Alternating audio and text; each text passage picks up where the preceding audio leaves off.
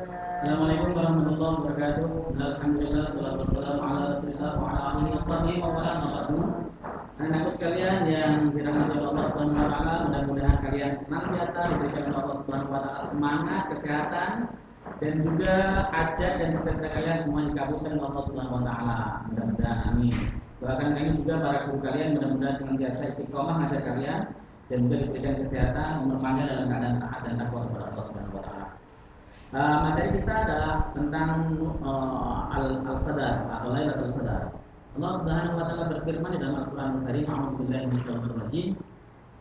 Inna anzalnahu fi Lailatul Qadar." Sesungguhnya aku telah menurunkan Al-Qur'an di malam Al-Qadar. Jadi sebenarnya turunnya Al-Qur'an itu ada pada malam Al-Qadar. Ya. Jadi ketika Allah Subhanahu wa taala menurunkan Al-Qur'an itu di malam yang terkenal dengan sebutan Al-Qadar. Kalian biasa menyebutnya Lailatul Qadar. Nah, Lailatul Qadar itu khairum min alfi syahr, lebih bagus dibanding dengan 1000 bulan atau setara dengan 83 tahun. Bayangkan. Kalian saja umurnya belum sampai 83 tahun, paling baru sekitar 14-15. Ini kalau kalian mengamalkan suatu amalan, ya sholat misalnya, tarawih misalnya, sedekah atau baca Quran di malam Al-Qadar atau di Lailatul Qadar, kalian itu amaliyahnya lebih baik daripada 83 tahun. Itu kalau kalian nemuin sekali, kalau 2 kali, kali 2, kalau 3 kali, kali 3, dan seterusnya. Luar biasa kan? Oleh sebab itu, nanti kalian ketika menjelang Ashurul Awakhir, 10 hari terakhir, mulai masuk tanggal 20, 21, 22, 23, 24, yang rajin ke masjid, yang rajin melaksanakan ibadah salat tarawih, rajin baca Quran. Untuk apa? Untuk menjemput Lailatul Qadar, supaya kalian mendapat keutamaan, mendapat pahala dari Allah Subhanahu wa taala yang pahalanya lebih hebat dibanding dengan 83 tahun. Itu kalau kemudian kalian sampai umurnya panjang sampai 83 tahun, kalian jadi kakek-kakek kalau enggak nenek-nenek. Tetapi itulah dahsyatnya Allah Subhanahu wa taala sayang sama umatnya, umat Islam disediakan suatu malam namanya Al-Qadar. Nah, kapan kita mencari Al-Qadar? Rasulullah menjelaskan supaya kita mencarinya di malam-malam ganjil di bulan Ramadan. Ya, mencari dengan sungguh-sungguh dengan ibadah, bukan dengan main game, tiktokan, bukan dengan begadang, tetapi dengan ibadah. Tadarus Quran, kalau tidak bisa tadarus ke masjid saja, i'tikaf, itu bisa menjadikan kita mendapatkan Al-Qadar. Misalnya, kalian, wah saya ingin mendapatkan Al-Qadar, tapi saya kok ibadahnya kurang begitu bagus ya Pak, bagaimana? Kalian ke masjid bawa bantal, bawa sarung, tidur di masjid niat i'tikaf, itu insya Allah sudah mendapat bagian daripada Al-Qadar, keutamaan Al-Qadar. Ini jangan sampai dilalaikan loh nak. Kenapa? Karena ini termasuk malam yang hanya disediakan untuk umat Islam. Karena Allah tahu umat Islam itu umurnya pendek-pendek, ya. Ada yang 45 mati, 50 mati, 60 mati, 70, jarang yang sampai 80 tahun. Makanya umat Islam diberikan suatu malam istimewa, yaitu malam Al-Qadar atau Lailatul Qadar. Dan juga di malam Al-Qadar tersebut itu takdir manusia itu akan di-upgrade katanya.